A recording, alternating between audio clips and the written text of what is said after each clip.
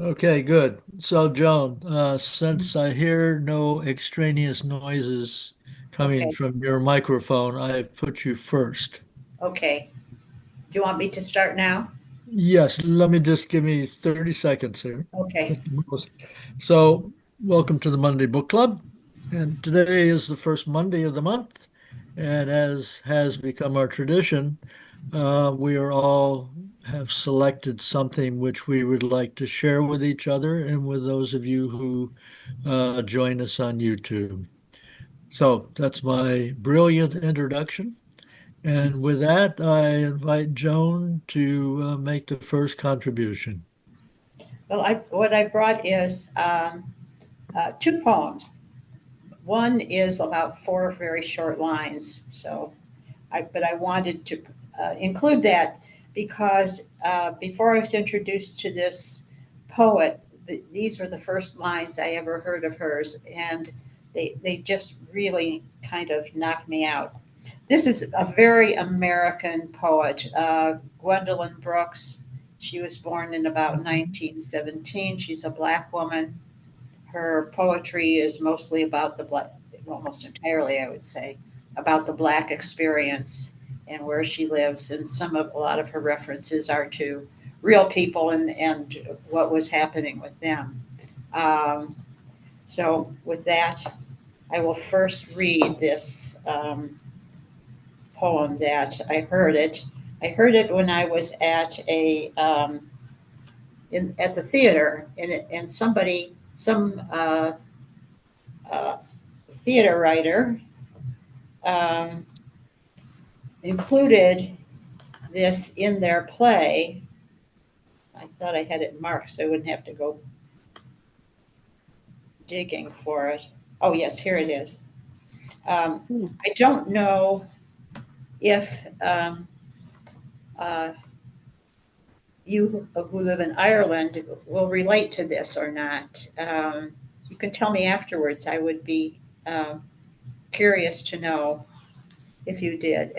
Anyhow, the first, it's not four lines, it's eight, three words each. Be quick. It's the name of the poem is "We Real Cool." The pool players seven at the Golden Shovel. We real cool. We left school. We lurk late. We strike straight. We sing sin. We thin gin. We jazz June. We die soon. And that moved me very much. That poem. I don't know if you can relate enough to it or not. Do you, Duncan? Do you relate to that at all? Yeah, Okay. yeah. It's basically, I mean, it's kind of the song of the Of a poem young, of every poor um, person in the world, Yeah. really. well, I think as a young black man, I think that's really often on their mind that they will be in trouble or trouble will find them and they'll be gone. Hmm, hmm. But the name of the poem is The Mother. Ah, Abortions will not let you forget. You remember the children you got that you did not get. The damp small pulps with a little or with no hair, the singers and workers that never handled the air. You will never neglect or beat them, or silence or buy with a sweet. You will never wind up the sucking thumb, or scuttle off goats that come. You will never leave them, controlling your luscious sigh. Return for a snack of them, with gobbling mother eye. I have heard in the voices of the wind the voices of my dim killed children. I have contracted, I have eased my dim dears at the breast they could never suck. I have said sweets if I sinned, if seized your luck. And your lives from your unfinished reach, if I stole your births and your names, your straight baby tears and your games, your stilted or lovely loves, your tumults, your marriages, aches, and your deaths. If I poisoned the beginnings of your breaths, believe that in my deliverances I was not deliberate. The why I should whine that the crime was other than mine, since anyhow you are dead, or rather instead, you were never made. But that too, I'm afraid, is faulty. Oh, what shall I say? How is the truth to be said? You were born, you had body, you died. It is just that you never giggled or planned or cried. Believe me, I loved you all. Believe me, I knew you, though faintly, and I loved you all. Hmm. That's the poem. Yeah. That's a pretty strong poem, though, John. Yes. It's a Yes. very, yeah, it's a What very, was the name of the poet, John? Pardon? What was the name of the poet? The name of the poet is Gwendolyn Brooks. She's won many, many awards for her poetry. Okay. So those were both Gwendolyn Brooks poems. They were both Gwendolyn Brooks poems. Oh, okay. Okay. Okay. What you're saying is really interesting because in Ireland, they're putting in place legislation to register stillborn births. I heard it on the radio last week or the week before, Mm. because that in Catholic Ireland, if a person had a stillborn child, they had to be put. Was it in the angel's grave place? They weren't considered to be children. So somebody else can explain this better. What I think she's referring, not so much to stillborn, is that abortions, yes. that women were having abortions because they were out of wedlock or they had too many kids already or for some reason or another. But So, I think the because when sentiment can be similarly expressed. yes. Yeah. That, I Yes. understood that, but that the sentiment of Yeah. loss. Yeah. But not the failing of having killed them. Yeah. Yeah. Yeah. It's a whole area of grief that is neglected. The loss of a child around birth, whether by abortion or by stillbirth or by accident or by miscarriage. Yes. And I know I had a sister who died at 2 weeks. And I saw the impact of that on my mother as an old woman. You know, like one day we used to drive, because she was in a wheelchair, we used to drive around. And one day she said to me, you know, you had another sister. This is 40 years later. And she's telling me about someone who lived for 10 days, 2 weeks. And it was astonishing. It was as painful for her as losing, say, someone in their 60s. You know that, and it never occurred to me. One of my sisters had a stillbirth, and I remember the panic with it because I was in the house at the time when it all came to a head, and and in Ireland, as Orla says, when touching on what Orla is saying, a great silence descended on the family and a great silence on women. And it's something men don't experience because the woman has been in close personal contact with that child and that person for months. And then to lose contact. So it's a very beautiful poem. I find it very moving. Yeah, I thought it was very strong. Yes. Very strong. I haven't read a great deal of her poems, although I do have a book of this from her own. I own her book of selected poems. She wrote quite many books of poetry, and won, as I said, many awards for her poetry. And I don't think she's well known anymore, even in in the States. Well, I know of her, shall we say. I Yeah. can't Who won the say that I Pulitzer know. Prize in 1950. What was that, Donna? He won the Pulitzer Prize in 1950. Yes. Yeah. Oh, okay. Okay. But I doubt that she's still alive. She was born in 1917. Yeah, yeah. Mm. Mm-hmm. Yeah, she'd have to be 108 years old if she's still Yeah. alive. Yeah. Yeah. He died in 2000. 2000. So, Okay. well, that's very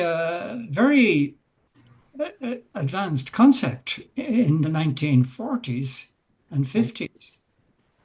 I mean, it's a very modern concept that she's writing about, as a theme. Well, now here in the States, you can't get an abortion. I Can't even get one. You yeah, mean in Ohio? In Ohio, no, I don't think so. yeah, Okay. Okay. Well, people are getting abortions, I'm sure. Well, they're traveling for them. They're traveling, and there's probably an Yeah. underground system going on. Yeah. But I mean, this is all part of what I consider a greater theme, which is uh, mortality. Mm-hmm. That almost any type of death that we wrestle with on some level because we're not really sure what this existence thing is all about and why would it end. I mean, I will have to say, like, someone will. I'm a little bit, maybe I'm a little bit cold, but like if someone says, so and so died and she was 95 years old and what a tragedy. And I'm going, what? This is not a tragedy. I'm sorry. It's a 95 is sad, a very nice, long life. it's also a very strong sadness. No matter, it might not be a tragedy, but it is a sadness. Well, I would say okay. I accept what you're saying, Joan. So I can only speak from my side. Mhm. And mortality is simply something that it is best to come to grips with. It is, it has been going on. It will be going on. The death of a child, I consider to be tragic. That's tragic. The death of even someone under 50 years old, I consider that to be tragic. mm, By the time we start getting into our late 60s, I would say if there's a tragedy, the tragedy is whether they actually lived or not. mm. That, Well, a that life can be a tragedy. A whole life can be a a tragedy. whole life and many lives are tragedies. And one of the causes of tragedy, in my humble opinion, is fear of death, a morbid fear of death, and an inability to take chances because, et Well, cetera. here I thought what made this so poignant was her listing of everything she would miss by not having this child. Mhm. And it was something that she did to herself. Mhm. She had this child aborted and and still grieved her Mhm.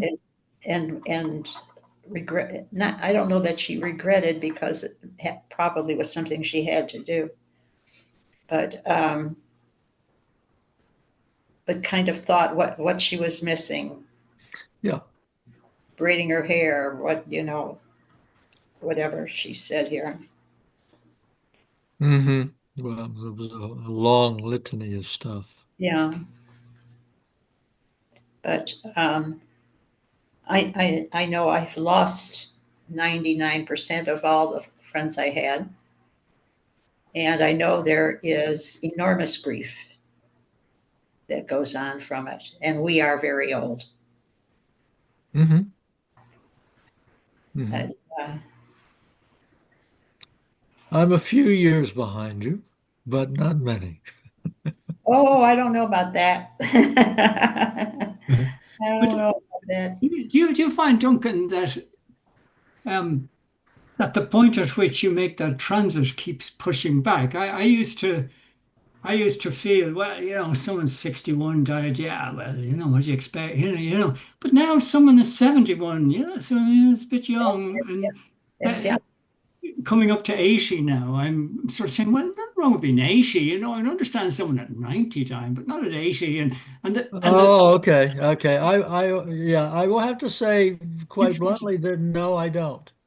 yeah, I do. I constantly move that bar up a bit every year, every few Okay. years. Well, on Saturday, I think some of you already know this. I'm going to a party of old Yeah, friends called the Not Yet Dead Party, yeah, yeah, Yeah, that's very cute. which has been an annual party for decades now. Yeah, that's I very think cute. it started when we were, in our late 50s or 60s. And so this has been a theme. And I will have to say, that the quantity of leaves falling off the tree seems to be rapidly increasing. yeah. Oh, yeah, yeah. It's just amazing. And I've joined a Facebook group called Aging Solo. Yeah. Oh, it's And interesting. this is people who are, people can decide how old you have to be to join the group. I mean, some of the people are in their 50s, and some Right. of the people are in their, their late 80s. But it's a really interesting group. Yeah, yeah, And some of it is, just very practical stuff. How do you do this? How do you, what happens when you don't have someone to help you with blah, blah, blah. yeah, And it's kind of a interesting group. Hmm. yeah, yeah. That's And I frankly like to be reminded, yeah, because I think I make better use of my time. Not that I do that much these days. Laying down and taking a nap is like a big deal, and among the things that I do. But I do like to be reminded. yeah. Um, so. Yeah, that's a good point. Yeah, yeah, that's one of the great advantages of Zoom. That you're able to be in touch with people who have faced the same problems, and by problems I mean, don't ask me what, like Almost anything, right? yeah, like how to, is it a good idea to have two stair rails, one on the right and one on the left, rather than just the traditional one in your house, or is that a waste of resources? Should you just get a lift and all this, But people have done it will say, well, that's worked well for me and the other didn't, and my neighbors fell out of a chairlift once and all this sort of stuff. And you heard it all rather than having to learn the hard way, by doing it wrong 4 or 5 Yeah, times. yeah, yeah, yeah, yeah, Yeah, yeah. yeah, I totally agree with that. There was a guy today who I only know on Facebook, actually, and he was talking about how a year ago, it was like his birthday or something, a year ago, he was going through a doorway and all of a sudden one of his feet didn't work and he spun around and he hit, and next thing they had he had destroyed like 5 vertebrae, yeah, and they had to go in and take all the bone out and sew it up, and then they had to go back and put some stability in there. um you know to me, of course, there's two things. One is, I'm sorry he had to go through all that agony and pain, though he seems to be doing fine. And the other is to remind me once again to take my time, yeah, to count stairs, to make sure there's not obstacles that I could trip over, et cetera, et cetera. So yeah. Rush. That's a don't big, rush. Yeah, right. There's no, yeah, No, don't rush. Better to be late. Excellent. Better to be don't well, actually there's a little story that I call Don't Rush or You Will Be Late. Oh. Yeah. That's one of my grab bag of stories that I pull out every once in a while. All right. Well, I think that we're probably ready to ask Mr. Tom Kennedy to share with us what he brought. Yeah, I'm going to read a poem by a Welsh poet, Gwyneth Lewis, and it's from a book of that I picked up, The Poetry of Birds. It has all the usuals in there: The Sandpiper by Bishop and Leda and the Swan, Shelley's Skylark, Keats's Nightingale, and The Pigeons by Larkin. It's a beautiful book that I got in a secondhand bookshop.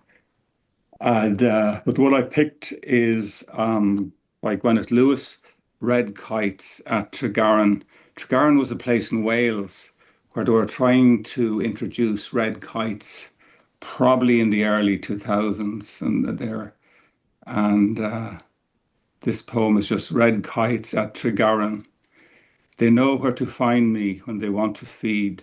At dusk I prepare, lay out the fat, and spread unspeakable offal in snow like scarlet necklaces. They know how to find me. They are my words for beauty, and other birds fight them, vulgar, down threads of air, which bring them to me. They brawl for hair, for skin, torn giblets, and gizzard, which I provide for them, domestic. Inside, the house is so cold, I can see my breath, my face in the polished oak. My mouth is sweet with silence. Talon and claw are tender to me, the craw much kinder than men. What is most foul in me, kites love. At night I feel their clear minds stirring in rowan and oak out in the desert. I stroke the counterpane, my sleepless skies fill with the stars of untamable eyes. Yeah, so she describes putting out the raw meat. I like the rawness of that, the language, and what it describes itself. Oh, it's a beautiful poem. Yeah, it is really is kind of, yeah. So yeah. So the red kites, I think there's some in Ireland. I think they were introduced down in Wicklow and that. They're certainly around Parnell's house, Avondale in Wicklow. I think they were introduced in 2007. So I think I've seen one when I was down there. I'm not sure. But yeah. What do they I look don't, like? A kite. What does a kite look? How big a bird?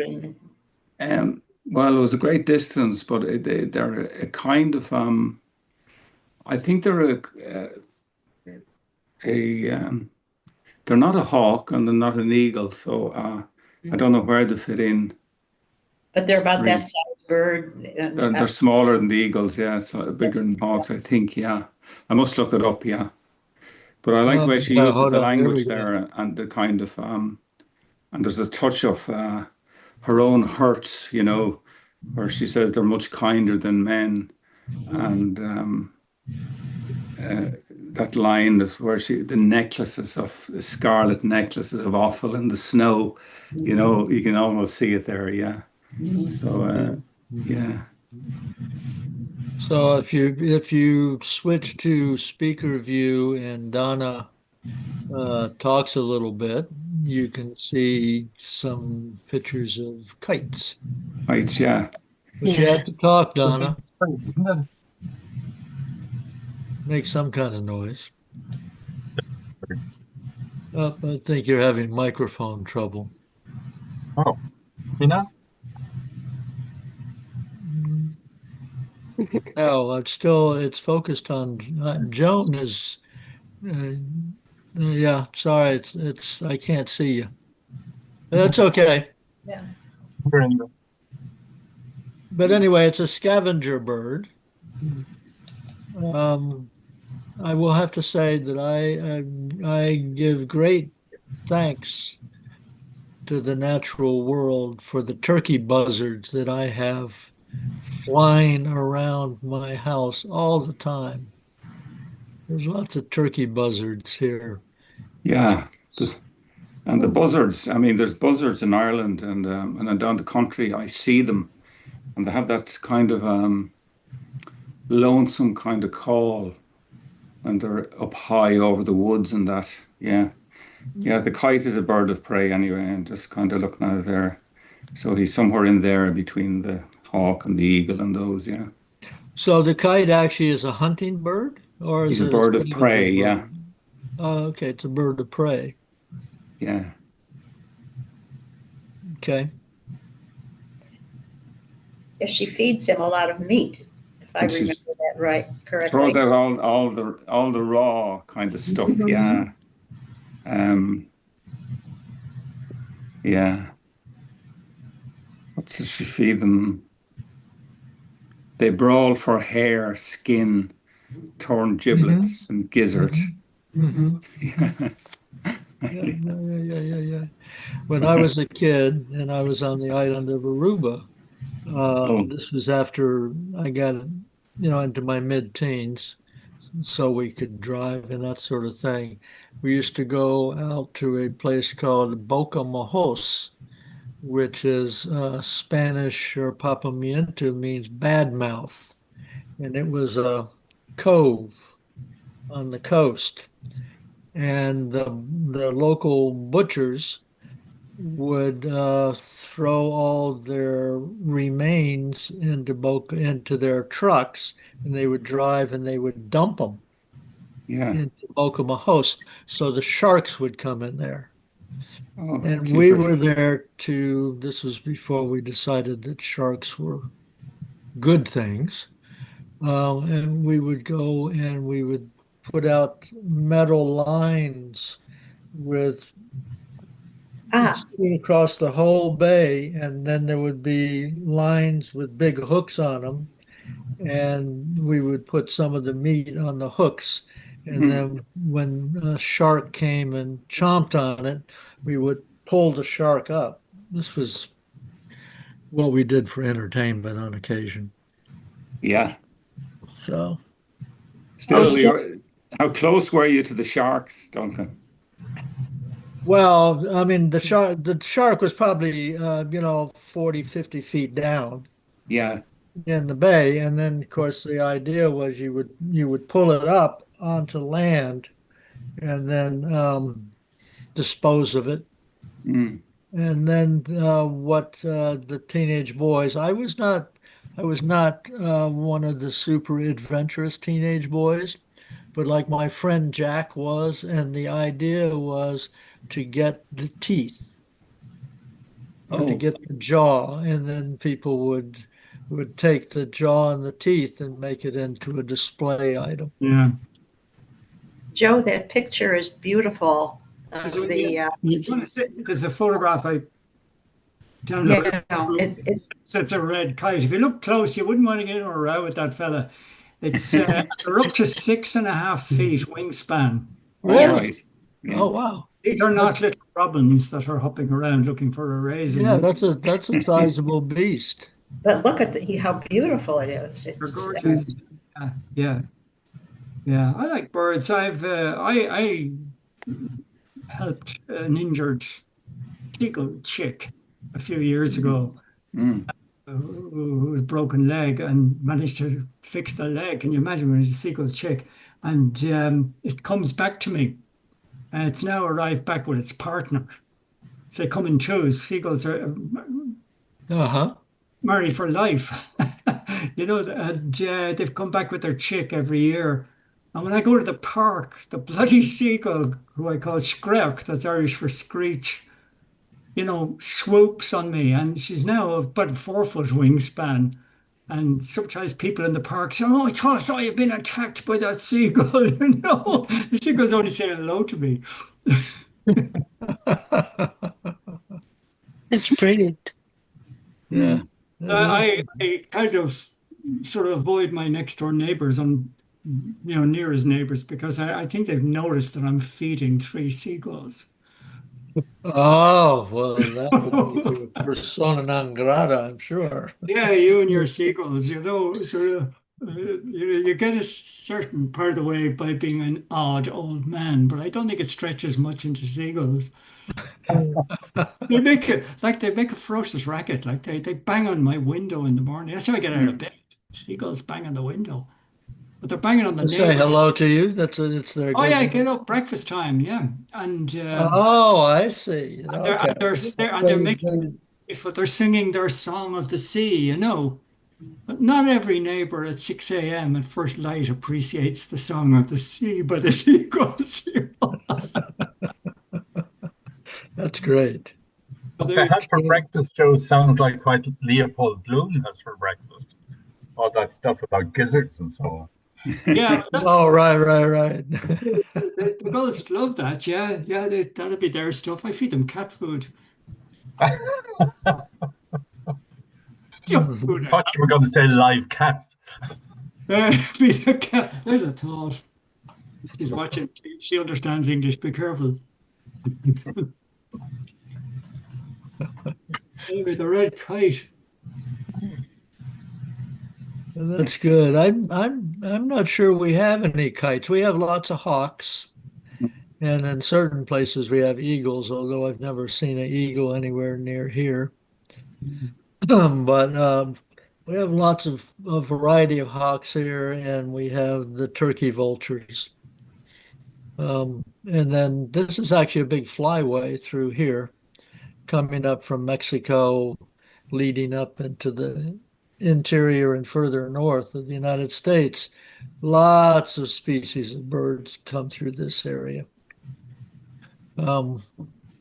But the common ones are the mockingbird, the turkey vulture, and the hawk, Yeah. and the dove. Those are the common ones. We occasionally get a little quail, and we occasionally see roadrunners and wild turkeys. So, all right.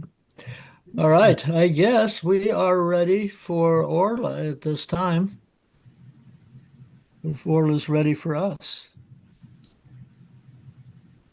Yes. And the poem, as I mentioned last time, Best Fun is going at lunchtime to buy poetry books. So I bought an anthology today from Carney's celebrated poetry anthology. And the person I've picked is Padraig Regan. And the reason I've picked it is because in the introduction, he talks about Maeve McGuckian, whose Noma consensual work was an important early introduction for me to the possibilities of poetry, took a quote from Picasso as a pointed epigraph to her 1994 collection, Captain Lavender. I have not painted the war, but I have no doubt that the war is in these paintings I have done. So I'm going to read Pavlova by Padraig Regan. It has such ease. It holds its shape like a cat, bonelessly relaxed. Do I resent it? Its gloss, how it resists the whip by loving it. Bread is to begin negotiations. It clings to the spoon like history. It goes coral hard in the oven and waits for morning, when I'll pick it up and tap its base and judge it. Sometimes I think the fact that I am still alive is a sign of my own lack of conviction. And he's a poet from Northern Ireland, born in 1993. And this book's from 2021, but more recently he's won serious poetry prizes, or they have won. more poetry prizes. And so the other book I picked up today for another time is Neruda. Oh, We're yes. all Mm. familiar because there's a lovely poem on poetry. Yeah. Mhm, mhm. Yeah. I was So, particularly struck by that last line there. Sometimes I think the reason I'm alive is because of lack of conviction. That's quite a powerful line. well, I think in the context of him quoting Maeve McGuckian, that that even though they're not specifically, they feel a lot of the time poets and artists felt guilty that they weren't writing about war and conflict. And but I think the point was that everything they did was imbued with what was happening around them. Yeah. Mm. You know, that line about it's not about war, but war is in them. Yeah. That was a powerful line. It speaks for a lot of different things.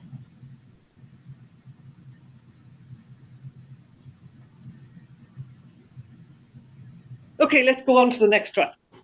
Because I was going to say Yes. that it's so easy for a poet to get carried away, writing about war.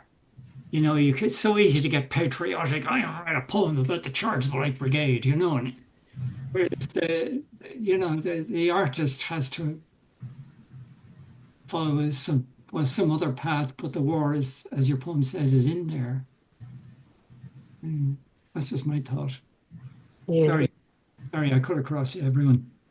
No, I think that's perfectly fine. I really think that that actually we go to war because we haven't learned to live. The war is for many, war is the escape from the lives they've created for themselves. Yeah. All right. Well, if we're going to go on, I believe we have arrived with Des. Des, are you ready for us?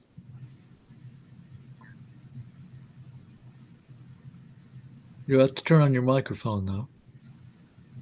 There we are. Yeah, this is on a different tag. Around 335 BCE, Aristotle, in his work Poetics, stated that comedy originated in phallic processions and the light treatment of the otherwise base and ugly.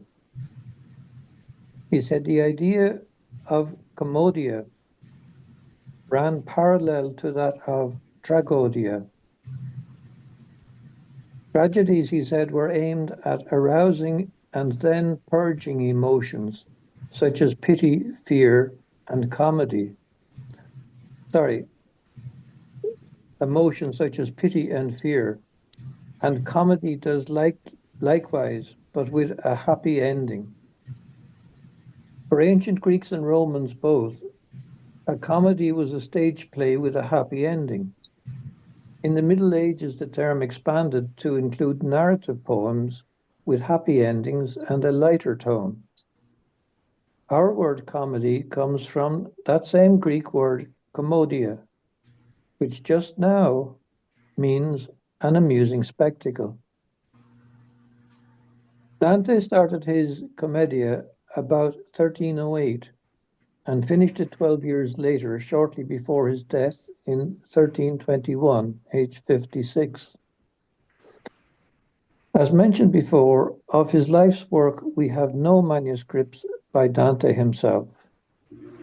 In all his writings, Dante's approach to life and his classical heritage was that of a man of his time, of the Middle Ages dominated by the influence of the Church.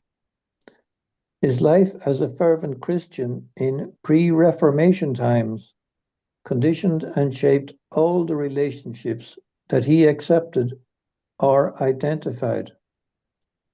A man of his time. The time span of his Commedia is set around Eastertide, which accentuates the plot.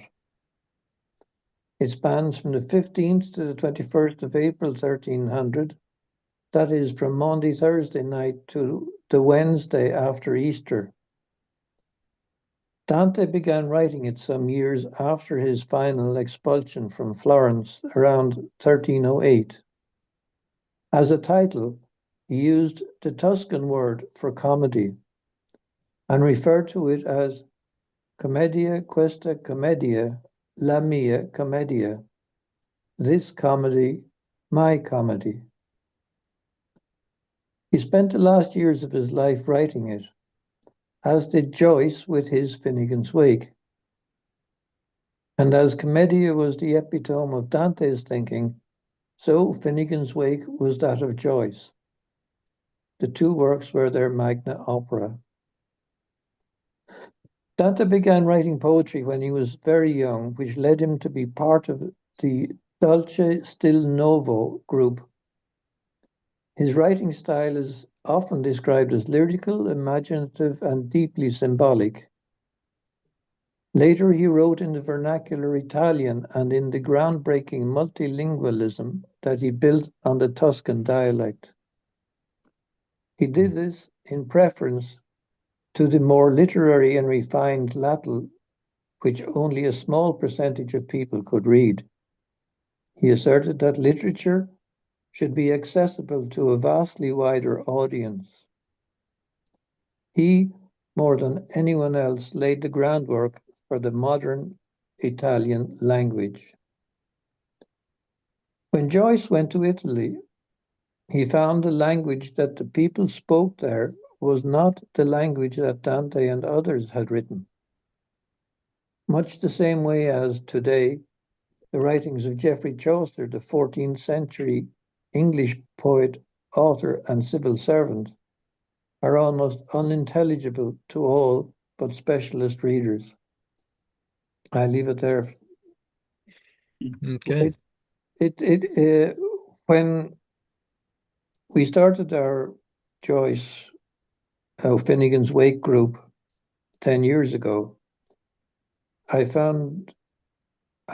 tried to find why Joyce was doing what he was doing and where he got his inspiration rather than what he was saying.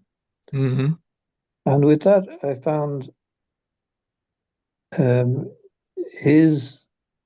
influence that Dante, Bruno, and Vico had on him were there was something for me to get my teeth into. Mm-hmm. And I've done some work on it. But it was this, when I started just a couple of weeks ago with the Dante group, I went back to have a look at this. And it was really the influence of Dante on Joyce more than any other writer Mm-hmm. that really struck me as the most important writer for Joyce. Mm-hmm. Yeah, actually, I'm supposed to give we'll, we'll see how it goes.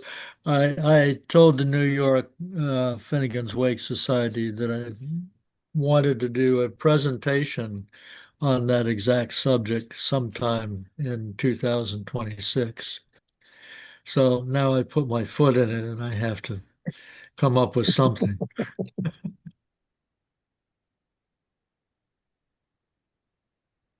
Okay.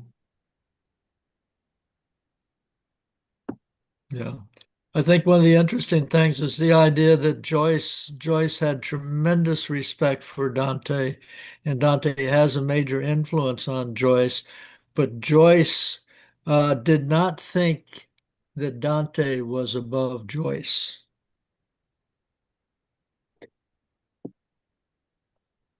In other words, that he was going that with Finnegan's Wake and Ulysses, he was going to do something comparable to what Dante had done. He apparently said in a letter somewhere that there were three great writers in the English language. One was Chaucer, the other was Shakespeare, and he didn't say who the third was. Okay. But did he say that was it Dante, Shakespeare, and the unknown third? Now, you could be right there. You could very well be right. I always took it that it was Chaucer being the English language, but it, yes. Oh, okay. Three of the greatest writers in the English language. Well, then you might be right, since That's Dante. that's how I understood it. Okay. Okay. Yeah. All right. Well, thank you very much. To be continued, and I might as well, make the announcement while we're here. The Dante readings are on Wednesdays at the same time that we're having these readings and the Ulysses readings, just a different day. And of course, anybody is welcome to join us. And we read, we know that we can never read any particular canto completely thoroughly. So, like with Finnegan's Wake and Ulysses, we are resigned to reading and rereading and rereading and rereading. But it's a lot of fun and very interesting. So, yeah. And with that, I think we are up to Joe. So, Right. Well, I've picked a poem by a man called Roger McGough. I think most people have heard of. He's one of the Liverpool poets from the 1960s. So he's actually a friend of the Beatles. Famously, what's the name of the Beatles? The guy, I can't remember their names. But his trousers, a pair of his trousers were found. Roger found in his attic 30 years later. You know that Was that Lily the Pink, Joe? Was it? No. No. McCartney, Paul McCartney's. Paul McCartney. Paul McCartney's brother gave Roger McGough a pair of Paul's trousers sometime in the 60s. It ended up in the attic, and he discovered he had this thing worth a fortune in the attic, pair of trousers. Like a Joyce moment, isn't it? The trousers mean everything. But he directed a lot of the comedy in Yellow Submarine, the Beatles. But also he's mainly a poet. Now he would be, I don't know what age he is now. He's born in the 1930s. He's a good age, but he ran a monthly program called Poetry Please on BBC Radio. And he's really a super person. And I've picked one of his poems from the 1990s for a reason.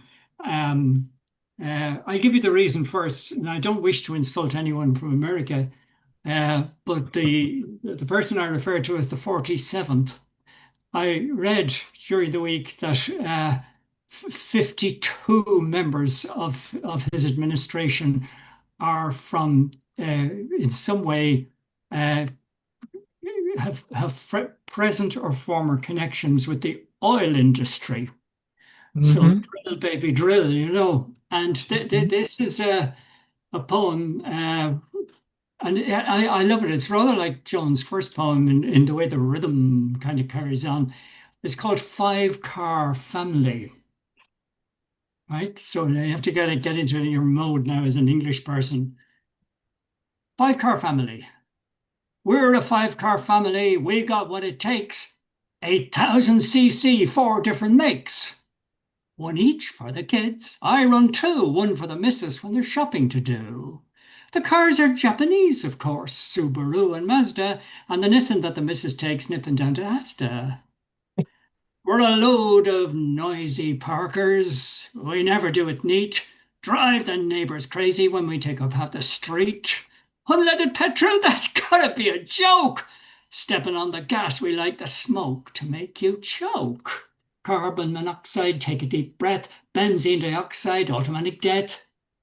Because it's all about noise, and it's all about speed, and it's all about power, and it's all about greed, and it's all about fantasy, and it's all about dash, and it's all about machismo, and it's all about cash, and it's all about blood, and it's all about gore, and it's all about oil, and it's all about war, and it's all about money, and it's all about spend, and it's all about time that it came to an end.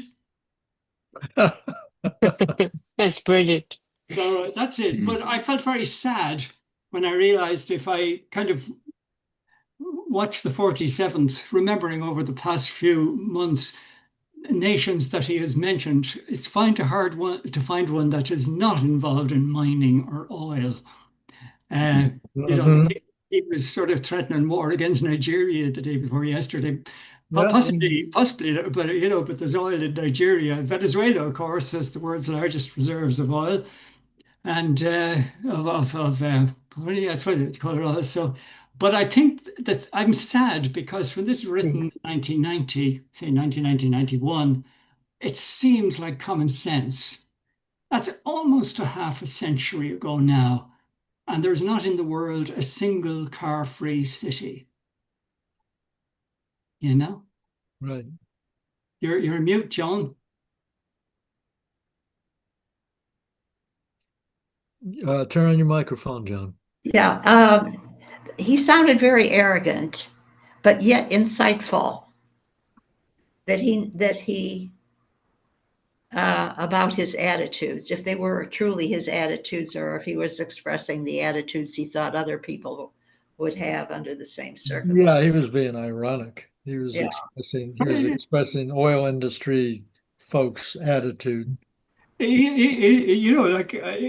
many ways, the 47th doesn't keep anything secret. He doesn't hide behind a mask. He tells it like he says what the others hid. Yeah. You know?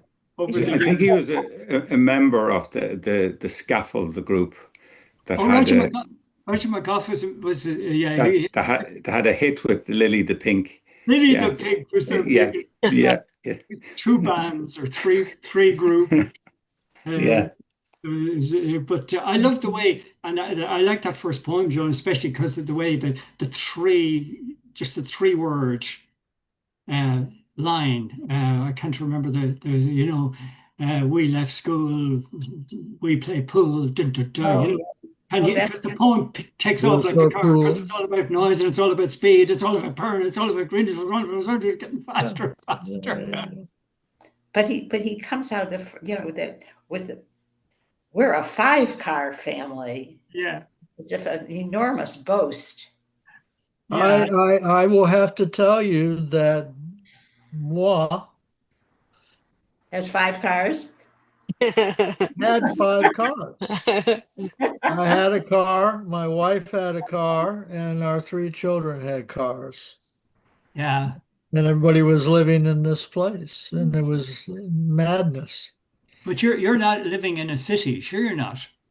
Mm-hmm. No, we're not living in a city. Yeah, that makes sense. But okay.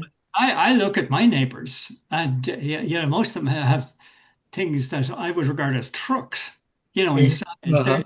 They call them cars, and they're just dropping their infants into baby school.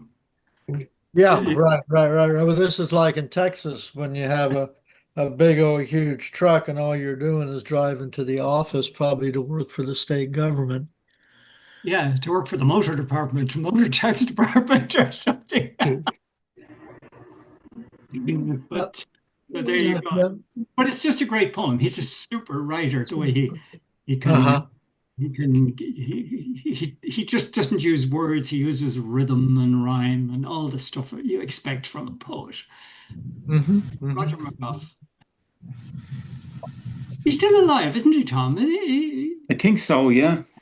I think he retired from BBC.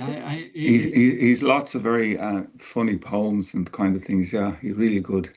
Yeah, Let Me Die a Young Man's Death. Isn't that another? Yeah. Is that what it was about? Might do that another time. He has one, I'm trying to think of it, an ordinary poetry reading, and it's I must get it up, like you reminded me of when you were reading that, yeah. But he's loads, yeah.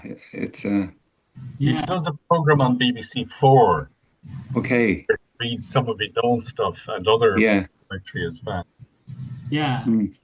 But that image of Yeoman's death ties in with Duncan's input at the start. And he starts, kind of, it'd be okay at 61, it'd be okay at 71, and Yeah. maybe when I'm 104,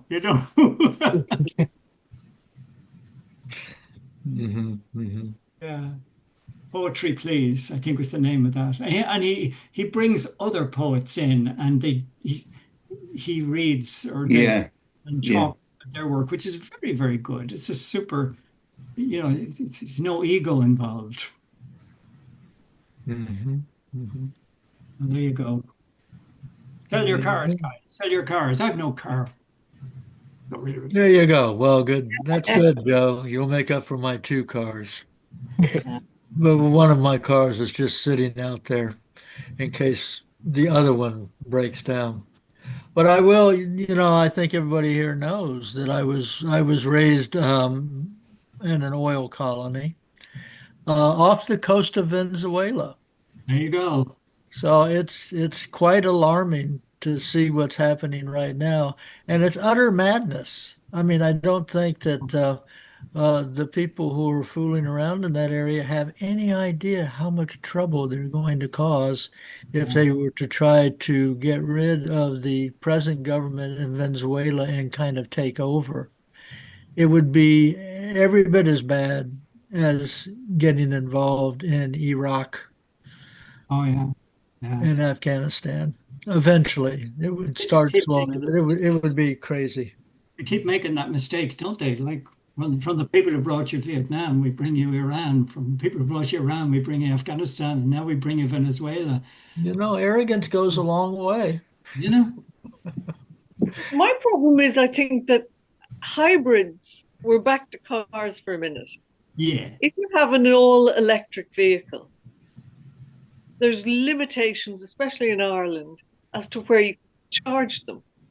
And with the cost of electricity, it's very, very high in Ireland. So, and then you look at all these ads for cars, and they're not making hybrids. And there should be an option, and it should be done gradually, not suddenly, because I think that there's an element of we're going to revolt against this. It's been forced on us.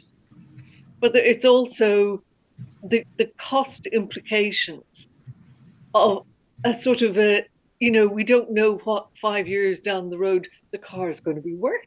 Yeah. Will it break down? Whereas if you have a diesel motor, you can sell it on. And second, cars are increasing in price.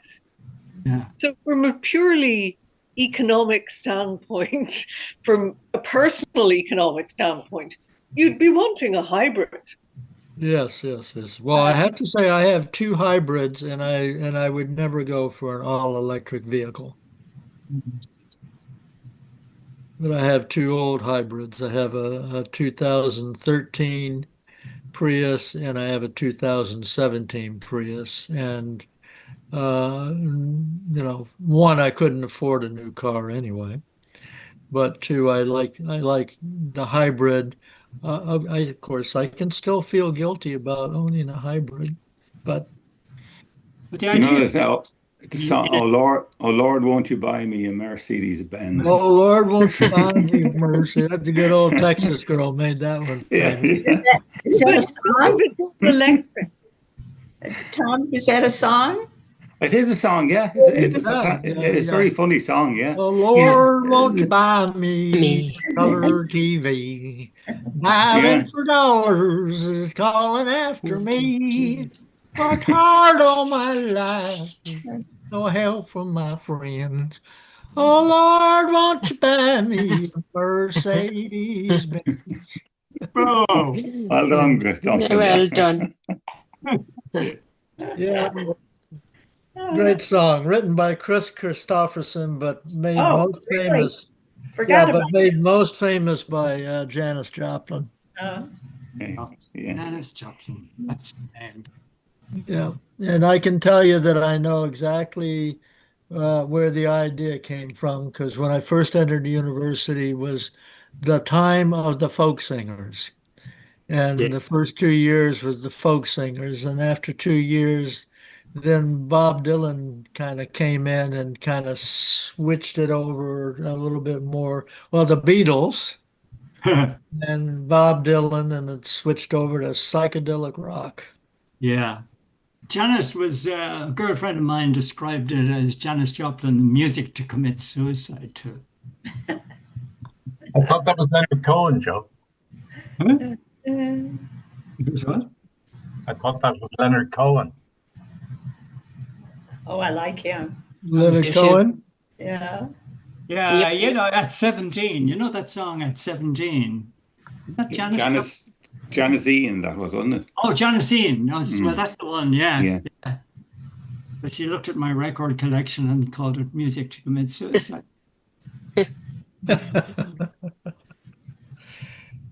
Okay. Well, I think we should probably go and at this point to Donna. Mhm. I think you're having trouble hearing me, are you? Okay, now, Sometimes Donna. it's a little difficult, but I'll wave my hands. I'll speak up. I want to read you something from William Blake from his Songs of Experience. And it's Okay. called The Tiger. Tiger, tiger, burning bright in the forests of the night, what immortal hand or eye could frame thy fearful symmetry? In what distant deeps or skies burns the fire of thine eyes? On what wings dare he aspire? What the hand dare seize the fire? And what shoulder and what art could twist the sinews of thy heart? And when thy heart began to beat, what dread hand and what dread feet? What the hammer? What the chain? In what furnace was thy brain? What the anvil? What dead grasp dare its deadly terrors clasp? The stars threw down their spears and watered heaven with their tears. He smiled his work to see. He who made the lamb make thee. Tiger, tiger, burning bright in the forests of the night, what immortal hand or eye doth frame thy fearful symmetry? That's me. Mm. Magnificent poem. Yeah. Mhm. Mhm. I always feel with Blake's poetry that you're actually watching him paint as well. He paints wonderful pictures. Mm. Mhm. Mhm. Mhm. And you can thank Yeats for bringing William Blake back from the dead. Yeah, William Blake was almost entirely forgotten when Ellis and Yeats went in and brought him back. I have a particular reason for reading that poem tonight, which I must show you.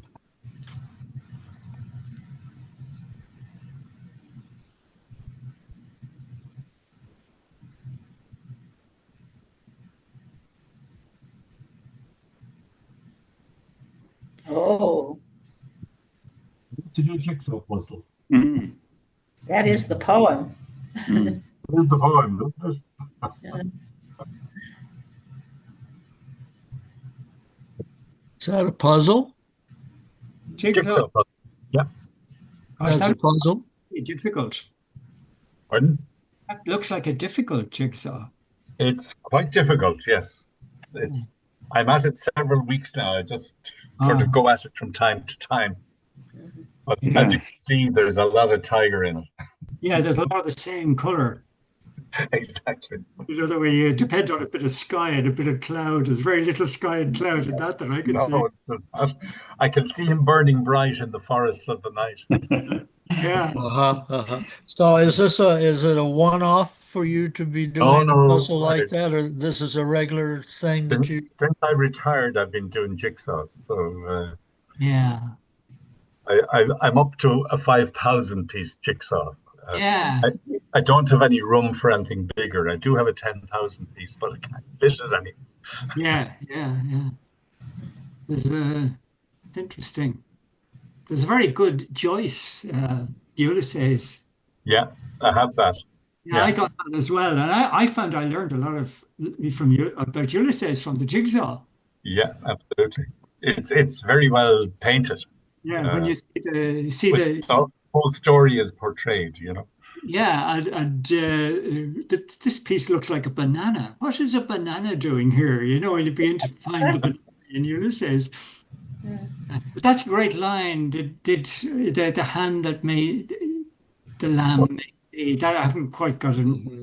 Oh yeah, I'll get that Did out the to you now. hand that formed the lamb make thee? You know, the lamb is the most Yeah. gentle creatures But and the the fiercest. sword threw down their spears Yeah, and watered heaven with their tears. Did he smile his work to see? Did he who made the lamb make thee? yeah, Yes. Perfect line, that. Yeah. yeah, Like, how could God make both creatures that were so different? yeah. And Exactly. yes, both wonderful creatures. It's wonderful. Mm. Wonderful poem.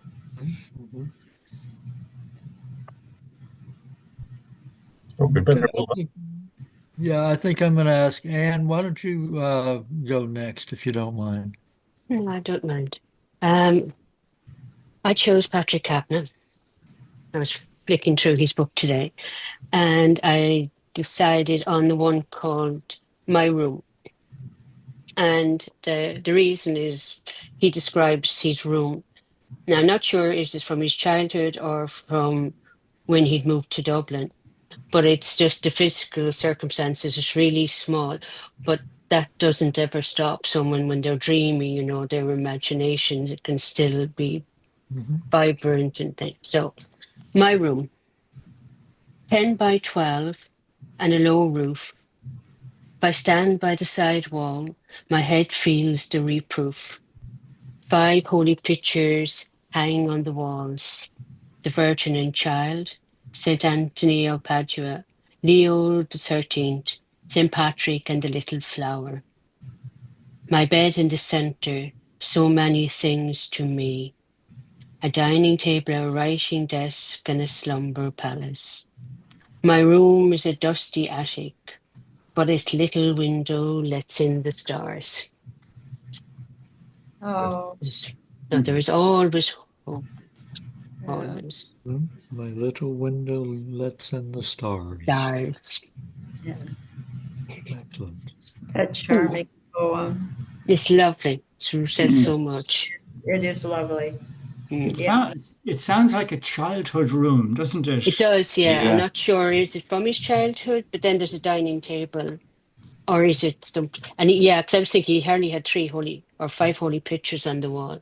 No, it'd be Pope Leo the 13th, Leo 13. 13th. predecessor of our current Pope. Oh yeah, Leo. Yeah. Didn't he say that the dining table was not necessarily used for dining? Yeah, maybe not. He could have been using it for studying.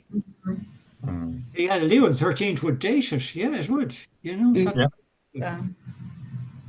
That little room just meant so much to him. You can just see his love. Of, Yeah, love and the of- fact that it was only 10 by 12, which is quite Yes. small. small.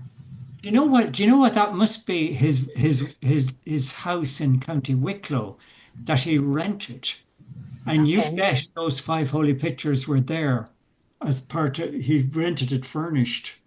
Okay, I must check that.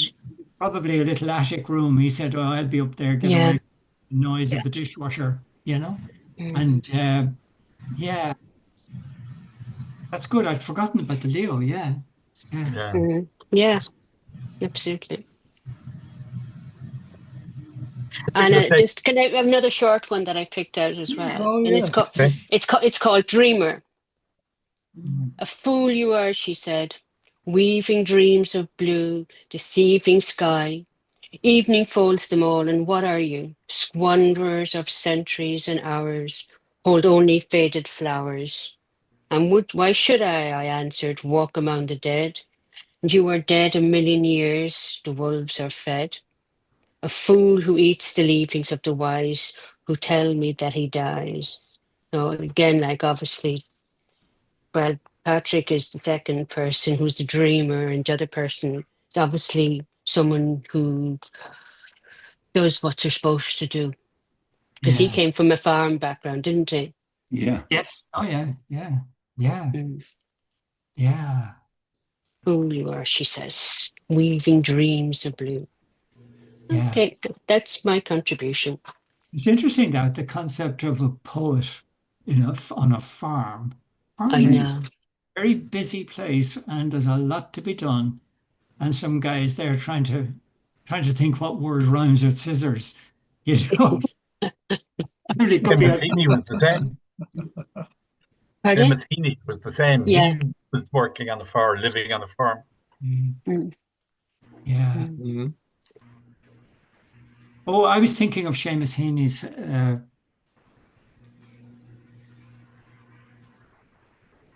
That was Patrick Kavanagh's poem, was it?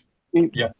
Yeah, these are both from Patrick Kavanagh's collected I'm poems. sorry, I'm confused. I had Seamus Heaney in mind. So Mm. Well, he lived in Wicklow also, so that might be the connection. yeah, I don't know where Kavanagh lived, but Okay, so I'll cancel that one. yeah, Mm. very good. Very good. I'm going to do a share screen. Let me make Okay. sure I've got it up here. Before you move on, Patrick Kavanagh, born in County Monaghan to a small farming and shoemaking family, he left school at a young age to work on the family farm, largely self-educating himself, beginning his writing career with local papers. So there you go. That's good.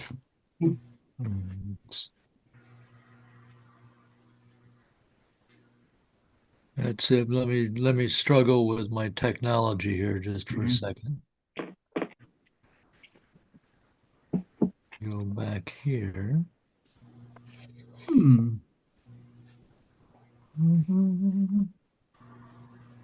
Should be this one. So what is going on here?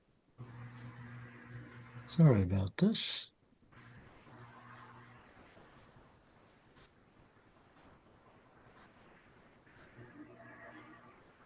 Well, I can't figure the share screen out for some reason. So I'm going to go directly. This is, let me stop the share screen. You're working for me. I can see your screen perfectly. Two. You can see it perfectly. You can see he did not find the gate. Yes. Yeah. Yes. Okay. Well, then, great. There you go. So this is Krasznahorkov, or Krasznahorkai, the Hungarian writer who just won the Nobel Peace Prize, who has written a lot of very unique books. And he likes to experiment a lot. And this is actually his book that he wrote when he was in Japan. He apparently is quite attracted to the Japanese culture. And he wrote this little kind of almost a tourist type book. So I thought I would read some of that. Yeah, let's go. So here we go. And this is he's in Kyoto and he's just walking around. And I decided to start with chapter 3 because it maybe makes a little bit more sense than chapter 2. Okay. He did not find the gate where he thought he would.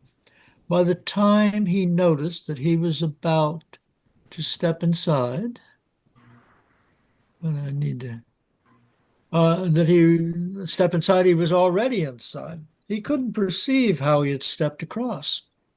Suddenly, he was just there, and facing him, he was on the other side of the wall, was an enormous gate construction known as Nandaimon.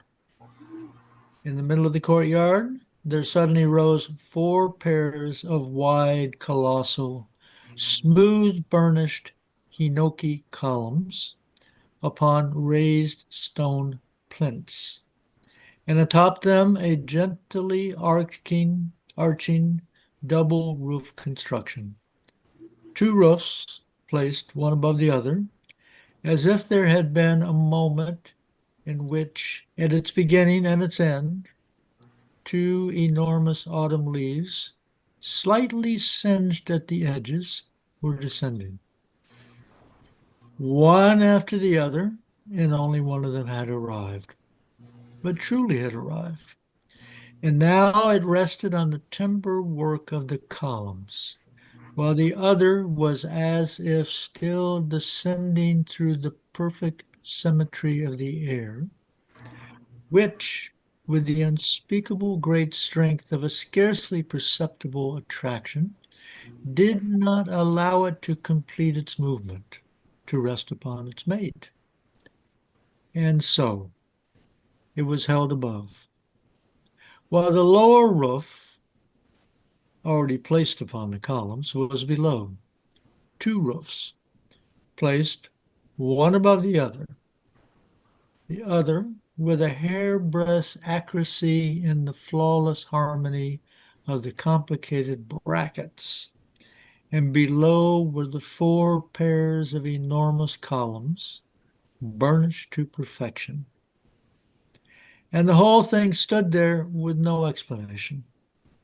Because at first, what kind of gate was this? Surrounded in every direction by a wide and empty courtyard, so that accordingly, one could walk around it as if it were a building, which, as it happened, was meant to be built in the middle of this wide and empty courtyard. And so it was built. What kind of gate was this, standing as high as it possibly could in the middle of a clear, square, silent plot of land? We look at its form. It was most emphatically a gate. Its placement, however, remained a mystery. This gate did not betray its purpose, as if something had gotten lost, either within the gate or in the pair of eyes that looked at it. Although the thought that formerly operated in the design of this gate was evidently so disciplined that only a few moments were necessary for it to become clear. This monumental structure was a gate, but a different kind of gate, one which awaited the person who arrived from a different direction and led him in a different direction, from somewhere else to somewhere else, as it stood completely alone in the empty courtyard. Four pairs of enormous columns, and between them, three pairs of heavy gate wings. Originally, it had been judged that they should be closed shut almost eternally. Below, an enormous arched double roof construction, slightly curving upward at its corners, lowering on to the columns. A gate in which there were between the columns three openings, three closed off potential routes, formally ordered and hung there. Three pairs of heavy gate wings, of which the far right leaf was smashed in. One of the wings of the gate, half broken off, hung down from the bronze hinges. It dangled, toppled over, being dead. Okay. Let me start that. So this is kind of a Korzeniowski type thing. I don't know if it went on long enough for you to get it, but he really, in his writings, tries to put the reader into a different space. And his writing is designed to kind of pull the reader deep inside of this psychological and physical spaces that he's describing. And he does little tricks like, I think one of his books is like only one sentence. Probably kind of Molly Bloom's soliloquy on drugs. Mhm. It just goes on and on and on and on. I think he's worth reading. He's actually, if you search around on YouTube, he's got a couple interviews where he's being interviewed, and he's kind of fun. I get the idea why he would get the Nobel Prize for Literature. So Is he trying? I've never heard of him before. Is he trying to create a mystery or a fantasy of some kind? this Or is literally a case of Krasznahorkai being in Japan, and he is describing his experience in Japan. so he's talking about a true construction. He's talking about a true construction. Yeah. Now, I probably have a little bit of an advantage here since I have been in Japan and I have been to a number of temples and palaces and stuff, which are truly marvelous to behold. I mean, they're very unique in their construction and they're doing all kinds of things aesthetically.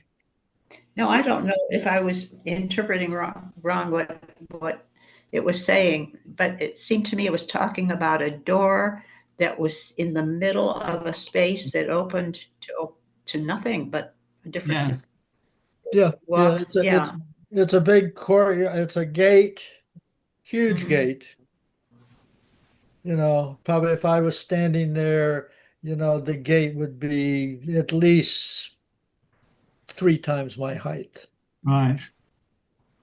And And you generally, when you go in many of those gates, when you go there, there's an expansive courtyard that's got a kind of a earthen walls around the space, and then the grounds are usually a little bit like, you know, it'd be like gravel grounds, maybe have been put into certain designs, etc. Now, are you supposed to be drawing some meaning from this?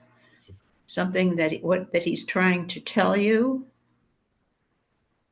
In this Or case, he is literally making a description. He is trying to describe simply a description? the space physically and psychologically as accurate as he can. Mhm. right. And then you take away from it what you You want. take away from it what you will. Yeah. Could I ask, what is a gate panel? Several times mentions a gate panel, 3-gate panel. Yeah, well, Anyone know? frequently, I know. even when there's there's like this huge gate, Yeah. and then usually there actually are doors, you know, these huge doors that open out, and you know, in the tourist areas, you know, they're open, but then on the side there are wooden panels, if you will, wooden structures that might have a little gate. Okay, so they can open as well.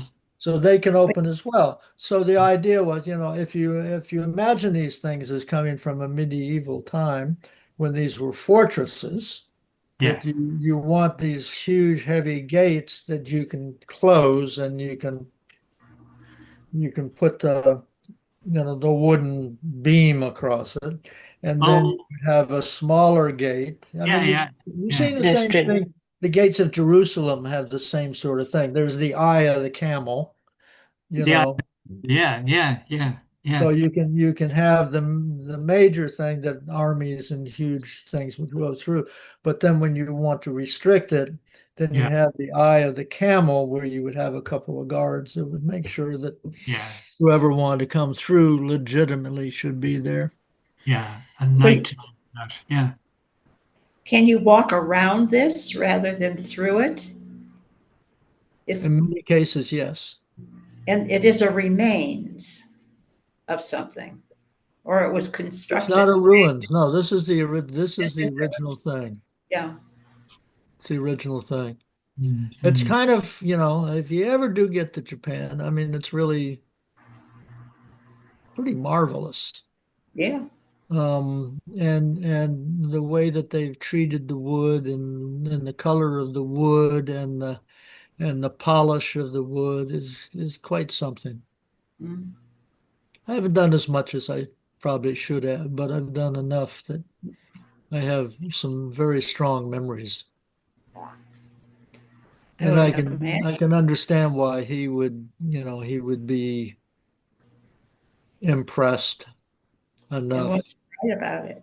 that he would want to write about it using words and to try to draw people in. Well, I love the idea of you're taking what you want from it and making it, using your own mind to put meaning to it. It's Mm-hmm. makes it an interesting. You could probably go and bring a folding chair and sit down and sit and just contemplate it for a long time. Yeah, yeah, and I think that that's the aim of the modern aim of much of this kind of construction in Japan is just to spend a little time with it, Mm-hmm. to imagine how it was put together, to experience the physicality and the way that its physical shape kind of affects your psychology or your mood at the time. So, And Kyoto is the cultural capital of Japan. Am I right in yes, that? yes, it actually, let's see if I got it right. Um,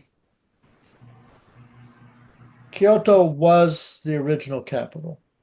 The They say the original capital might have been Nara, which is close to Kyoto, and then it became Kyoto. And Kyoto was important enough that at the end of the Second World War, the Allied troops had made a commitment not to bomb Kyoto. yeah, That they made it very widely known that Kyoto had no military value at all, but was the cultural repository. I think it was on the atomic bomb list. It was number 2 and was taken off something Yeah. like 10 or 15 days before. There's a pretty near miss. Mm-hmm. You know, I now I'm What? shouldn't be opening my mouth. I don't know what I'm Well, talking. I think you're right. I mean, basically before the atomic bomb thing and the actual invasion of Japan, the Allied troops, mainly headed by the Americans at that particular time, were told two things: don't kill the emperor, Yeah, yeah, and don't destroy Kyoto.